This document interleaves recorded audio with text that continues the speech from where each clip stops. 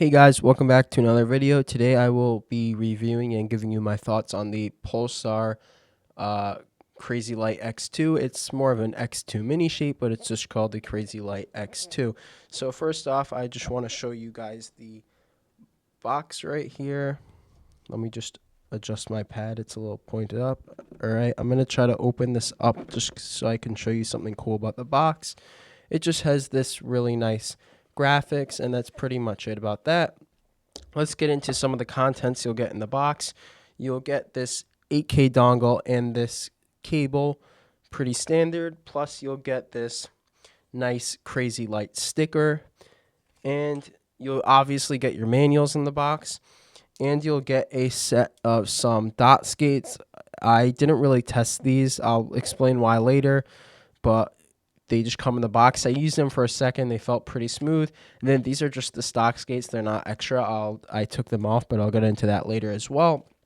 So again, this is an X2 mini shape. It's pretty good for claw grip if you have like medium but not too big hands or small hands. Usually small shapes don't work for me, but for some reason this small shape worked very well for me. It felt, after a few days I got really used to it, it felt like almost the perfect shape. But you definitely can fingertip it as well, and if you have very small hands, like I'd say small, medium, or small, you can definitely palm it. So it's good for most grips for people with small to medium hands. And obviously if you have large hands, you'll still be able to fingertip this.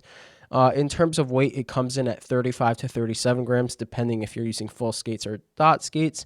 And these shapes, I just want to give you more of the shapes. You can see the sides are mostly flat. They do come out a little, and I just want to kind of just move the mouse around so you can see that. In terms of, I forgot to write in my notes, so I'm just mentioning it now. No issues with the scroll wheel.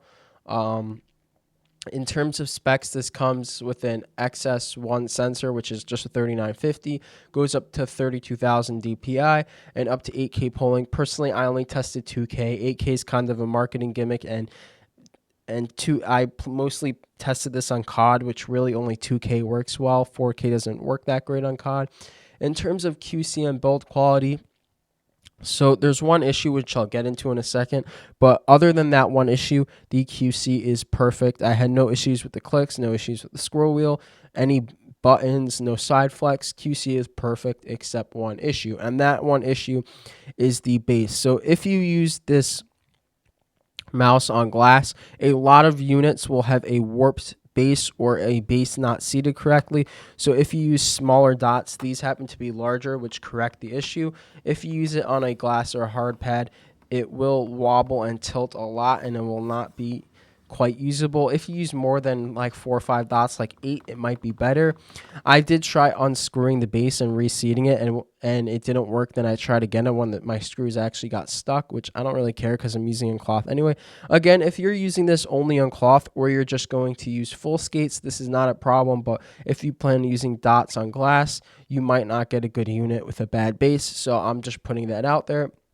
In terms of clicks, it uses Pulsar's new 100 million click optical sensor.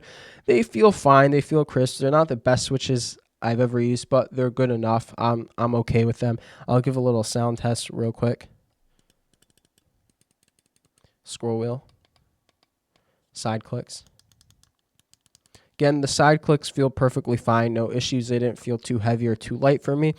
The next issue I want to get into is the coding. I don't know how well you can tell the fingerprints. The fingerprints picking up on here, but it's pretty bad. I've had to use grips. It's not nearly as good as something like the X2H ES for a black coating, or the X2H mini with a white coating. All my Pulsar mice have better coating. The coating on here is just pretty bad for a $120 mice.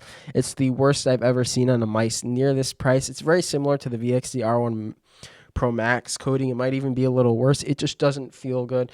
It feels, I don't know I don't know what word I could describe it, but again, I have more sweaty hands, and it just picks up, and that's not even my problem. It just has this weird feeling, and I just don't like it.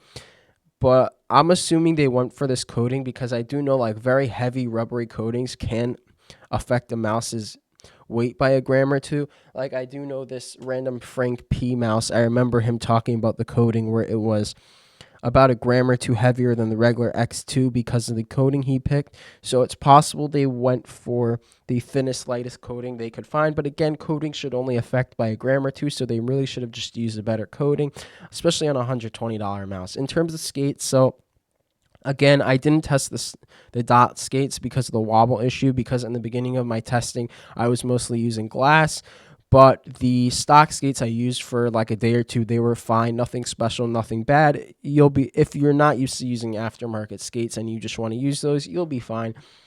In terms of performance, I was using this in game. I was playing COD competitive and COD casuals. I had zero issues, no stuttering, no nothing. It just felt like I was using like the perfect performance. It just felt so good. And getting after performance is battery life. So the battery life has been pretty terrible for me. I've had to charge this a couple times already. Maybe it's because just the performance is so good. I don't know. There is a update I noticed before uploading this video, before filming this video, which I will do, and I will let you guys know if it does improve the battery life. I hear it does, but I don't know how much software update can improve the battery life, because it was pretty bad. Like, again, it only lasted like 2 days or maybe 3 if you're lucky. So I just want to let you guys know, if you do want this mouse and you do like having a long battery life, this may not be for you. But again, the software update could solve that, and I will add a comment down below if it does, if I end up being able to test this more. In terms of software, the software is pretty fine. It's pretty basic. It's the same as the old Pulsar mice, but you do have to re-download a new software for the 3950 mice, but it's an easy software.